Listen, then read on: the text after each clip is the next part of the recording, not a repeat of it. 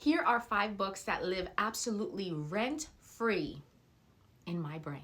Grayson's Vow, Mia Sheridan. You guys already know I love Mia Sheridan. I am on my 5th book of hers. I have yet to read a book I do not like. She is an amazing writer. She is a hopeless romantic through and through with some really strong stories, but always pulls it in the end. She is amazing. I just finished this one a few days ago.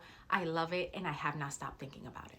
Ugly Love. I know people have feelings about Colleen Hoover. This was one of the first books I read of hers, and it still lives rent-free in my head. It's like the ending when they had like the ball drop moment, and they revealed the MMC's like story and what happened to him. Like, my mouth dropped. I ugly cried. It was an intense story. It's like this book, I still think about it, and I read this over a year ago.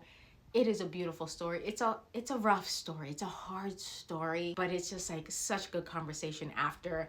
If you read it with somebody, like, you're gonna have a lot to say. Most of All You. I got confused with this title. I wasn't sure if it was Most All of You or Most of All You, but that's the correct way. I'm currently reading this one. I'm only 20% of the way in. Another Mia Sheridan, and I'm already obsessed. It is amazing. They just introduced the MMC and his storyline, and you're just like, when it comes to Mia Sheridan, if you ever see any of her books, you go somewhere and it's on sale, you see it just buy it. You might not know nothing about her, who she is, her writing. If you're a hopeless romantic, if you love romance books, if you love gut-wrenching, intense stories that always come full circle at the end, pick her up.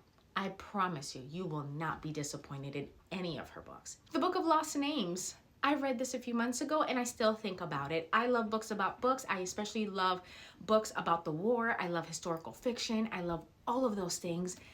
And this book has all of it together. And it's just heart-wrenching when you see what somebody goes through to make sure other people aren't forgotten about, that their name continues, that people know they were loved and they were thought about. Like, the bottom story, what the purpose of this book was, that she's holding in her hand, is just such a beautiful and passionate story. If you haven't read it, I highly recommend you do.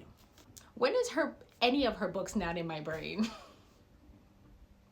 I honestly don't know how to function in my day-to-day without thinking about her, because she is just the best ever at historical fiction, and I don't think anybody will ever beat her, in my honest opinion. I finished this last month, and I still think about it. I don't have anything else to say. She's amazing. Well, these are the books that currently live rent-free in my brain. And if you haven't read any of them or haven't read these authors, I highly, highly recommend you do. They will change your life. Happy reading.